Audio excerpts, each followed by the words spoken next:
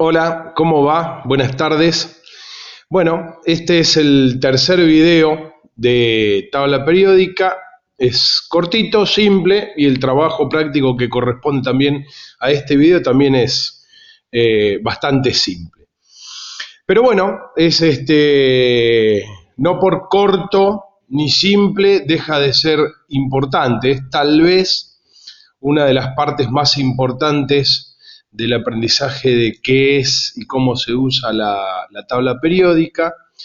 Porque si bien la tabla periódica tiene mucha información, y a lo mejor lleva tiempo aprender bien para qué sirve cada cosa de las que está en la tabla periódica, nosotros las fuimos aprendiendo por etapas para poder dar el paso siguiente. Es decir, para llegar al cuarto escalón necesitamos necesariamente la existencia del tercer escalón, y como el próximo tema es tipos de uniones químicas, hay un conjunto de conocimientos que necesitamos tener previamente para poder hacer esa próxima unidad.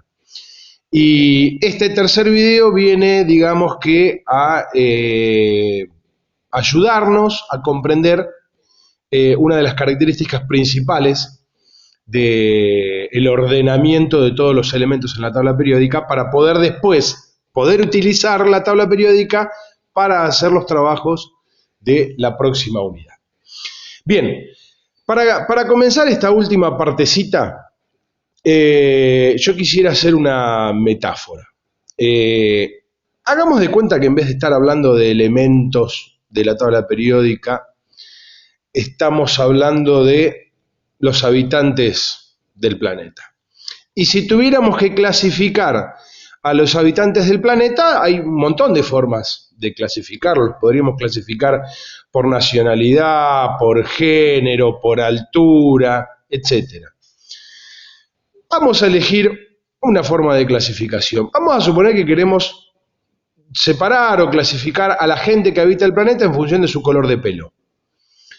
Tendríamos 5 tipos de personas: rubios, castaños, morochos, pelirrojos, albinos o canosos, y hasta podría haber un sexto, digo, los calvos, ¿sí? Pero de los que tienen pelo tenemos entonces rubios, castaños, morochos, pelirrojos y albinos o canosos. Ahora bien, esta arbitraria división entre las personas no es tan perfecta. ¿Por qué? Y porque, por ejemplo, no todos los rubios tienen el mismo color de claridad en su pelo, ni todos los castaños tienen el mismo tono de marrón, ni todos los morochos son perfectamente de pelo negro o oscuro.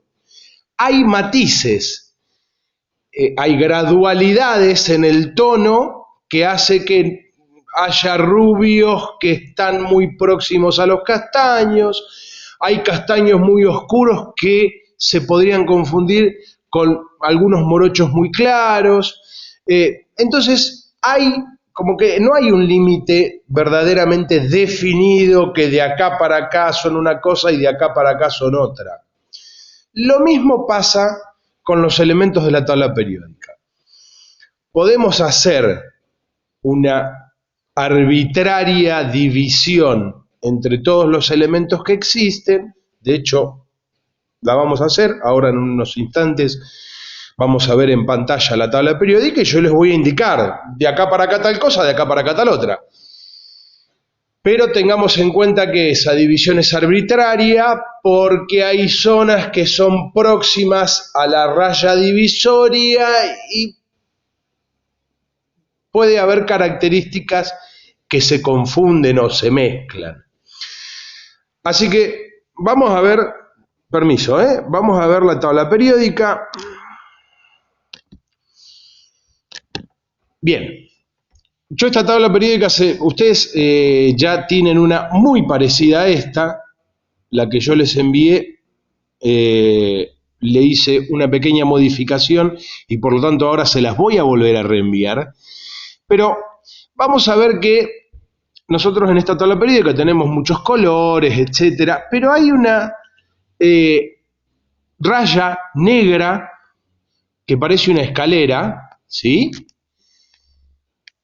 ¿Ahí la están percibiendo? Bien. Esa raya negra está arriba del aluminio, arriba del germanio, arriba del antimonio y arriba del polonio, ¿sí? De esa escalera hacia la izquierda vamos a encontrar a los metales. De esa misma escalera hacia la derecha, o sea, a la derecha del boro, del silicio, del arsénico, del telurio y del astato,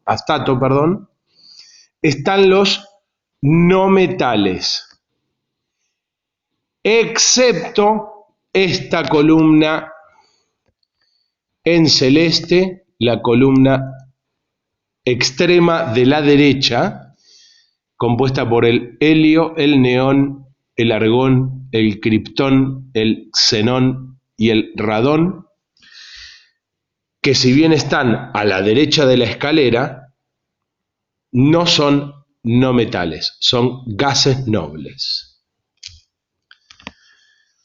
Entonces, tenemos arbitrariamente tres tipos de elementos. Metales de la escalera a la izquierda, no metales de la escalera a la derecha y la columna de la derecha son gases nobles. Hay una excepción. Vamos a volver a la tabla periódica. ¿Se acuerdan que yo les dije que de la escalera a la derecha son no metales y de la escalera a la izquierda son metales? La excepción es el hidrógeno, el número 1 de la tabla periódica, que si bien está de la escalera a la izquierda, perteneciendo al sector de los metales, es el único no metal que no está del lado derecho de la escalera.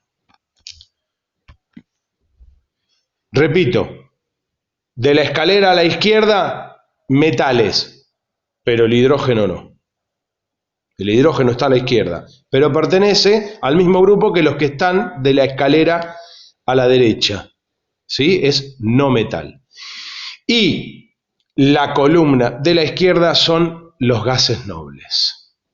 Bien, de estos tres grupos vamos a ver cuáles son las características de cada uno de estos grupos.